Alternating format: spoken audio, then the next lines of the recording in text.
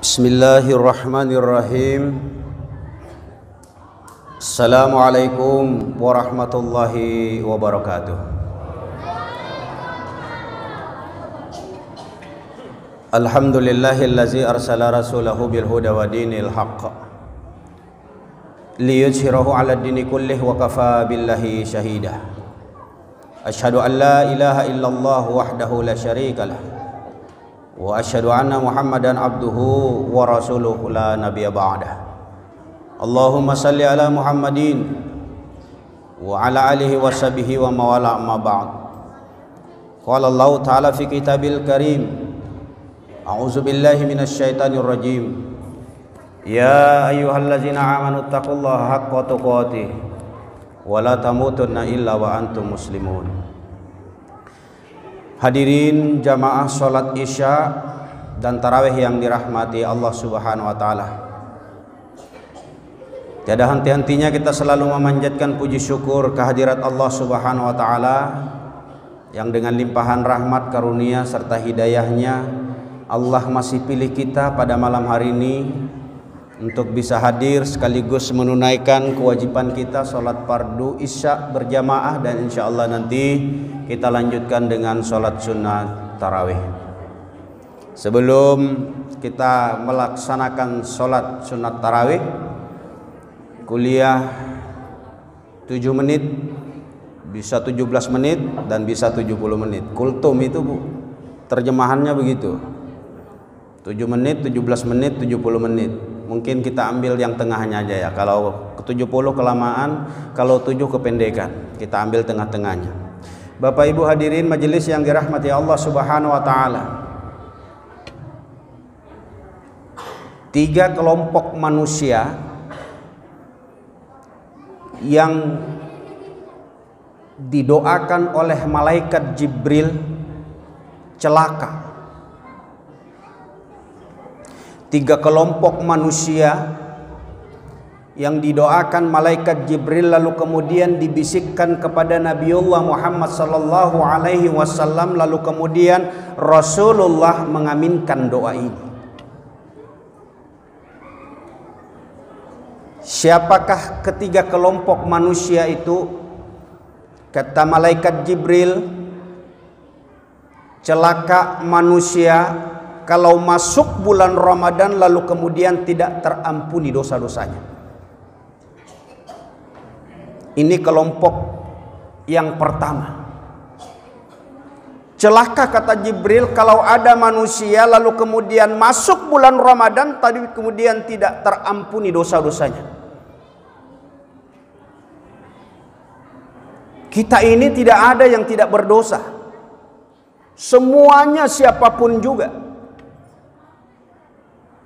Para nabi dan rasul sekalipun melakukan kesalahan. Cuma yang membedakan kita dengan nabi dan rasul, begitu dia melakukan kesalahan demi kesalahan, langsung diluruskan oleh Allah subhanahu wa ta'ala, lalu kemudian mereka bertaubat dan sebenar-benarnya bertaubat kepada Allah subhanahu wa ta'ala.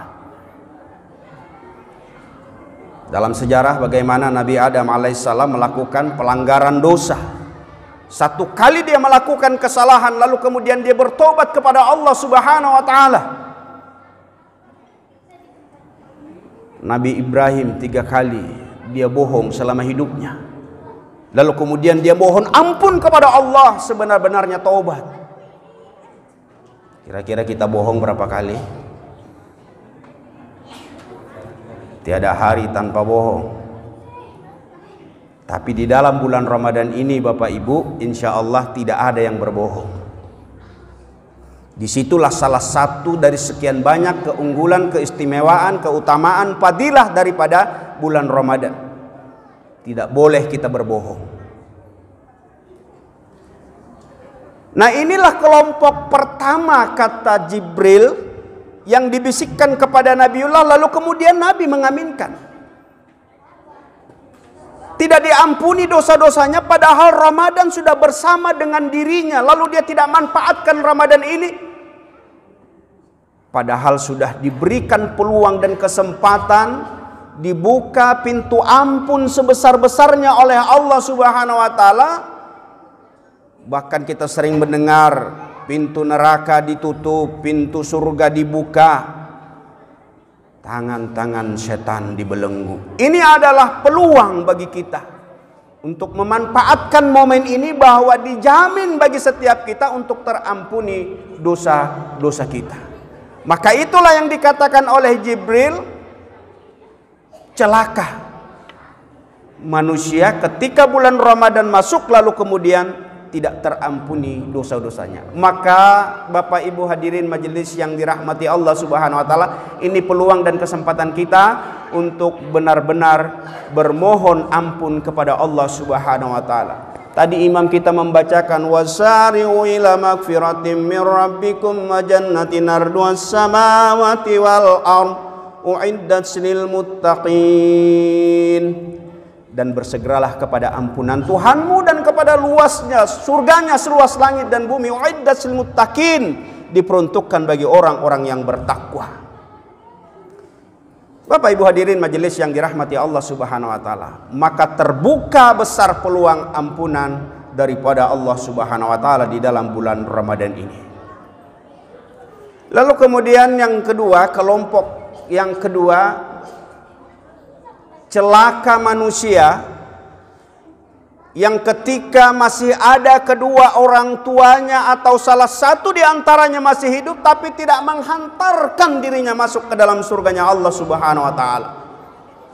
Ini pun diaminkan oleh Rasulullah Muhammad sallallahu alaihi wasallam. Jadi Jibril mengatakan celaka manusia ada kedua orang tuanya atau salah satu di antaranya, lalu kemudian tidak menyebabkan dirinya masuk ke dalam surga. Karena dikatakan Rasulullah, orang tua ini adalah pintu-pintu surga kita. Banyak manusia yang tidak peduli dengan orang tuanya. Ada pepatah sering kita dengar, satu orang tua bisa menghidupi 5, 6, 7 bahkan sampai 10 anak, tapi 10 anak belum tentu bisa menghidupi 1 atau 2 orang tua. Padahal orang tua kita tidak minta apapun dari kita. Darahnya mengalir dalam tubuh kita. Ungkapan dan untayan doa-doa bapak ibu kita terus dia lantunkan. Dia serahkan hidupnya. Dikandung, dilahirkan, lalu kita dirawat, dibesarkan, disekolahkan.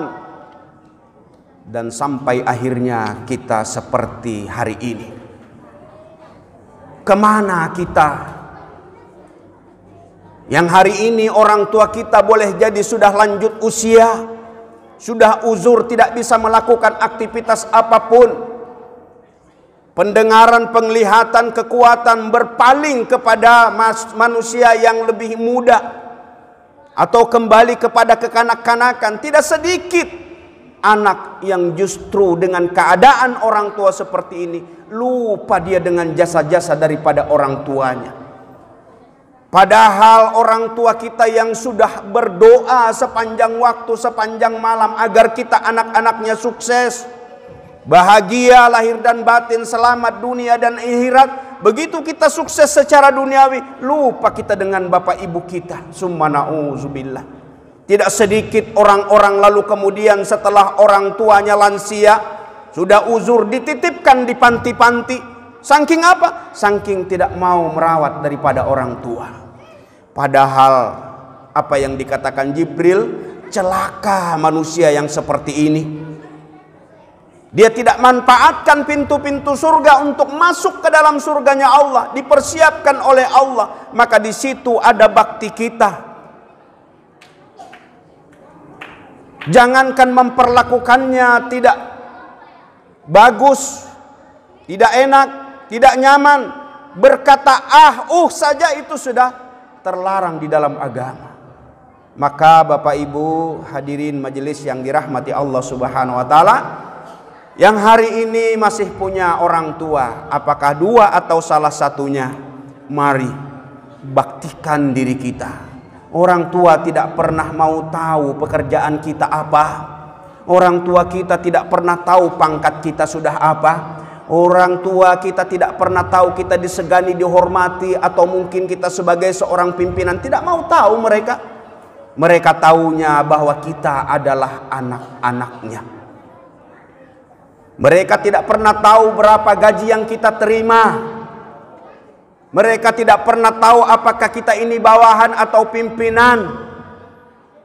Mereka tidak pernah tahu apakah kita ini rakyat biasa-biasa atau mungkin figur publik. Tidak pernah tahu mereka. Yang mereka tahu bahwa kita adalah anak-anaknya. Sampai kapanpun seperti itulah perasaan orang tua kepada anaknya. Maka jangan sia-siakan peluang dan kesempatan terlebih-lebih di dalam bulan Ramadan ini. Mari kasihi, sayangi, cintai kedua orang tua kita. Kalaupun ternyata hari ini Allah sudah menakdirkan kedua orang tua kita sudah tiada, tidak pernah terhenti dan tak pernah terputus untuk kita terus berbakti kepada mereka dengan cara mendoakan dan menjaga hubungan baik kerabat orang tua itu.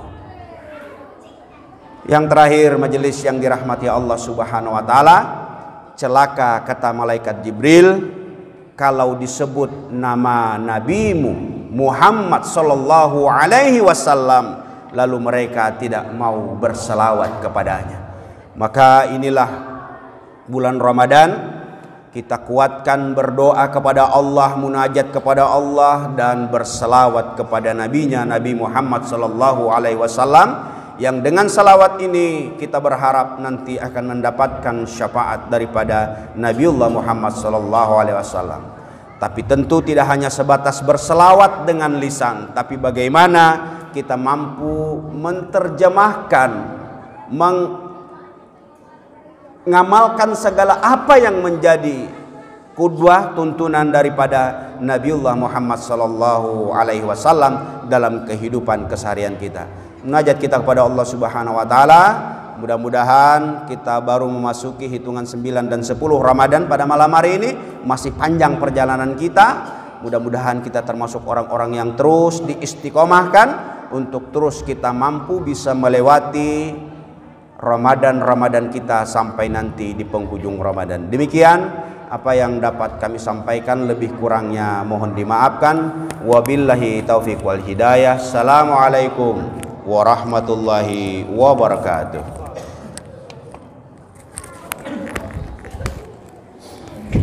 Assalamualaikum.